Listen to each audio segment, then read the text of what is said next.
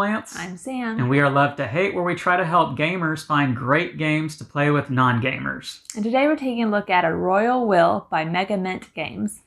A Royal Will is a game for 2 to 6 players, takes about 15 minutes to play, in which you are simply going to play one of 2 cards that you have in your hand, trying to get as many coins from the will as you can without busting the will.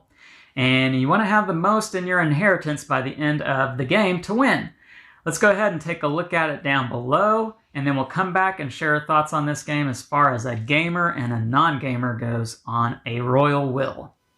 Alright, I have a Royal Will on the table here. Let me explain to you guys how this simple game works.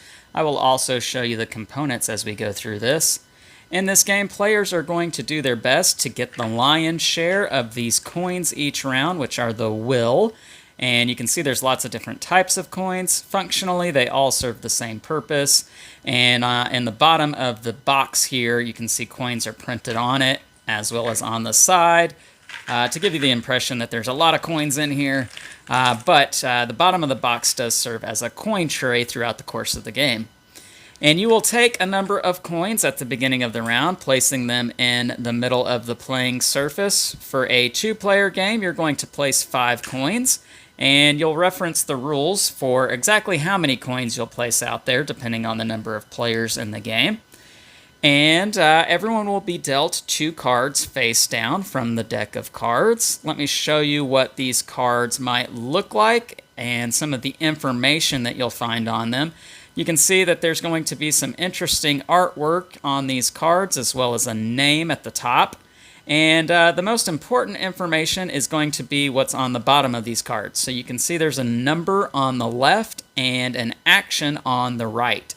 And so one of these cards you are going to play face down, the other you will play face up. Whichever card you play face down, that is your coin card. That is the card that you are determining how many of these coins you are trying to take for yourself. And that is the number that is in the coin there on the left. So if I were to play this card, for instance, face down, I am trying to claim 2 of these coins. If I were to play this card face down, obviously I would be trying to claim 3 coins. Now you might ask, why would I ever play the lower of the 2 cards that I receive? And that is because whatever card you pick, you are going to add with the cards that all the other players pick. So let's say another player were to pick that card there. After we do our action cards, which I'll explain those here in just a minute, you would then reveal your coin cards and add up all the numbers. And so long as everyone's coin cards are equal to or less than the number of coins out here that are up for grabs, everything's a-okay. You would get however many you claimed. So I would get 3 in this case, and the other player would get 2. But if instead the number exceeded the number of coins, so let's say, for instance, this card right here, if I were to play this 4, for instance, and they were to play the 2, so we would reveal, and our numbers combined are 6. 4 and 2 is 6. There are only 5 coins out here, so the will has busted. And in that case, the player who is trying to claim the most, or the greediest player, in other words, which would be myself with 4, they would actually lose 2 coins that they've won from a previous round, and they would be placed into the will for the next round, and no one would get any coins that round. So that is one reason why you might not want to play the highest of the cards.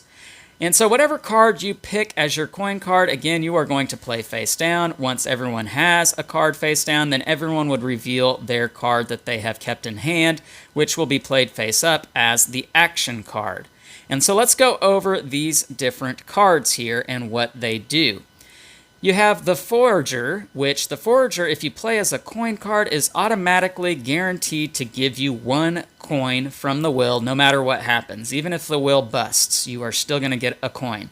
Now, if you play it as an action card, you are going to put one of your coins from your inheritance, or your coins that you've already won, and place it as a wager on top of this coin. And by doing so, you will increase the coins that you get by 1. If the will does not bust. If the will does bust, then you are going to lose the coin that you put on here. And you can put more than one coin. You can put as many coins as you want, each time increasing how many coins you will take from the wheel, but also increasing the likelihood that the wheel will bust. So that's what the Forger does. The next card we're going to talk about is the Advisor. The Advisor is going to give you 2 coins if you play it as a coin card, but if you use it as an action, you are going to predict whether the wheel will win or bust. And by doing that, you are going to play this token right here in front of you, placing it face up on bust if you think it's going to bust, or the win side if you think it's not going to bust. Either or, you will win 2 coins if you are correctly predicting what will happen.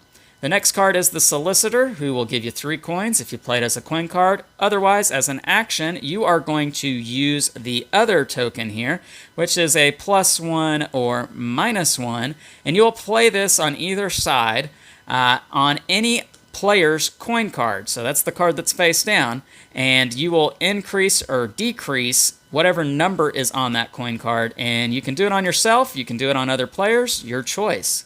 The next card is the Executor, and gives you 2 coins if you play it face down. Otherwise, if you play it face up, you are going to swap any 2 players' coin cards, and that can be your coin card, that can be someone else's. The Tax Collector is going to give you 3 coins if you play it face down. Otherwise, you will be able to take 1 coin from another player and place it into the assets or the will, or you can just put it straight back into the bank. So it's one way to take that against another player. Then we have the Heir, and the Heir is going to give you 4 coins. It's the highest card in the deck, so it's a risky card because 4 coins is likely to cause there to be a bust. And if you use it as an action, you're going to be immune against everything, so no one can play any actions against you. That's pretty nice. We also have the Slight, and the Slight is going to automatically bust the wheel no matter what. You play this as a coin card, and it causes the wheel to bust. It doesn't matter what the other players do. And if you use it as an action, you are going to take over all the leftover coins that are in the wheel. So whatever is left over after everyone else takes theirs, you will get that. And so those are the cards in this game. You don't have very many choices, but the choices you do have are going to make some major effects in the game. The other components are you have these game tracker tokens, and so because the game does go by so quickly, you may want to play more than 1 round, and you can use these to keep track of who has won how many rounds. Last thing I'll show you is that the rules pamphlet here actually comes in this really nice envelope with the foil lettering on it, and it shines. You can see that. It's pretty nice. It looks like it might be something from royalty, and so it's a really nice touch that goes with the theme here, putting the rules pamphlet in that envelope, and that is what you get with a Royal Will. Let's go back up top, share our thoughts on this game. All right, we're back, and now we're going to share our thoughts on a... So Sam, this is a simple, very simple game. You get 2 cards, and there's a pile of coins you're trying to get. Initial thoughts on a Royal Will as far as a non-gamer goes? I honestly thought it was a little too simple when we first set it up and we're playing it. And the first round we won. I got some coins, and I feel like I was about over halfway to getting the goal, and I was like, this is going to be quick. And then you start realizing that, oh wait, things can happen. Yeah. So it is quite easy to understand, but it's not as simple as it appears when you're first setting it up. Yeah, absolutely. I think that's a great way of putting it, that it cannot get much simpler than saying, well, I've got 2 cards and I pick one to play face down and the other to play face up. And that on the surface might seem like, well, how much fun can there be in choosing one of 2 cards? I mean, you don't really have a whole lot of choice. There's not much that you're inflicting upon the game there. Yeah. The game's inflicting you. And I get that kind of argument. But that being said, the choice that you have to make as far as which of those 2 cards you're going to play is quite a heavy choice.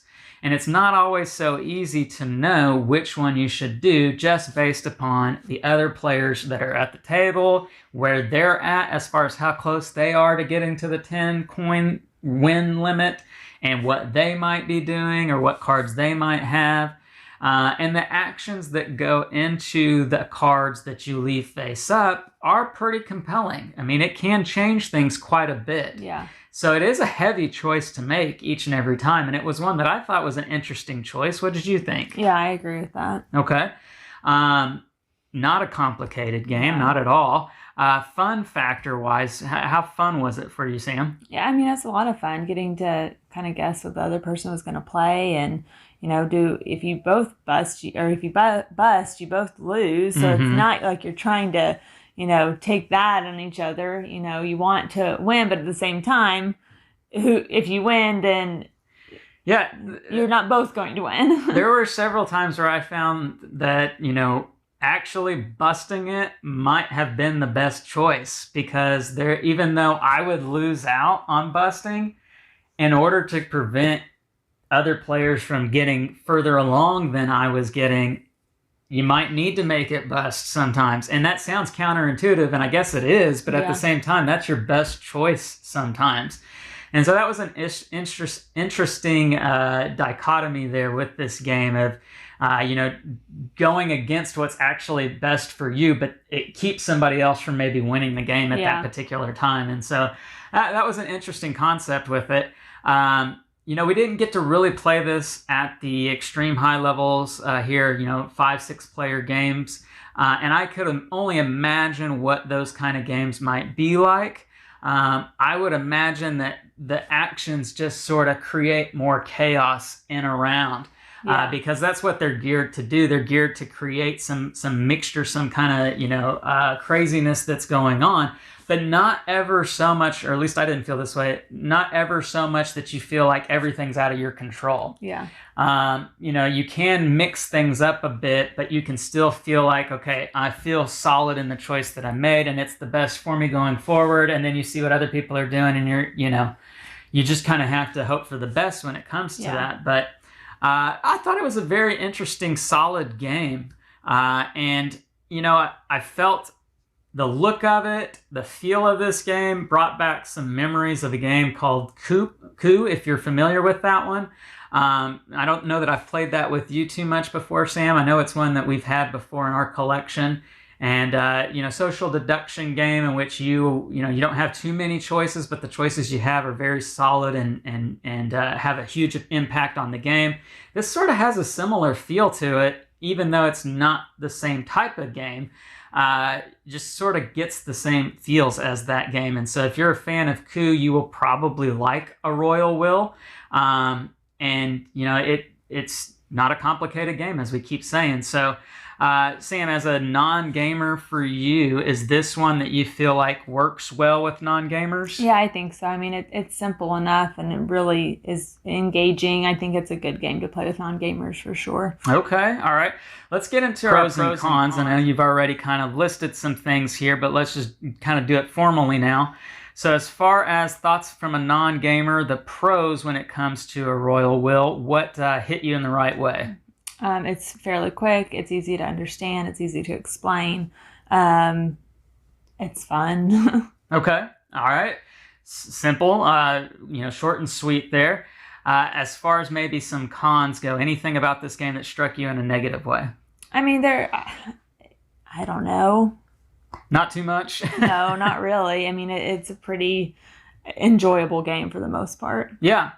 I think maybe for me, just as a gamer, it is such a small idea, and I don't want that to come across as like I'm really critiquing it and saying, well, this game's just not really a game.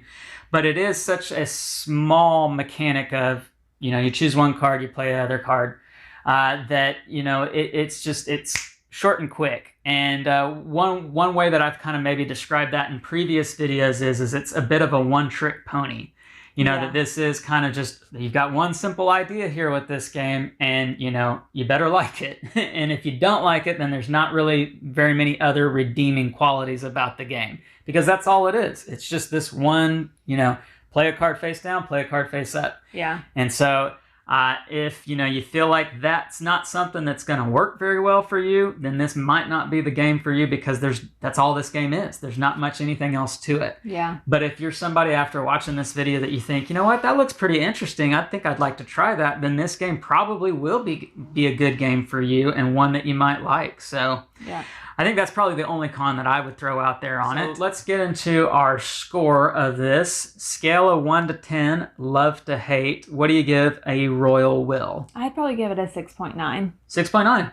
That's pretty good. In fact, I was kind of in the same ballpark. I would probably give this about a 6.8. It's one of those games that's a solid game. If somebody said, hey, I want to, check this out, and you saw it on my shelf, and I'd be more than happy to break it out and play it, bring it over to a game night. I do think I would want to play it more at the higher counts than maybe at the lower player counts. Yeah. But, we did some 2-player games of this, and we found that it works just fine in 2 players. It's a quick, short game that's over in 2 players. I think it'd be a little bit longer playing with higher players, but solid game. So 6.8, 6.9, right there in that ballpark. And that is a Royal Will from Mega Mint Games. Make sure to like and subscribe and push that bell button so you get notifications of all our new content. I'm Lance. I'm Sam. And we are Love to Hate, where we try to bridge the gap between gamers and non-gamers. We'll catch you next time.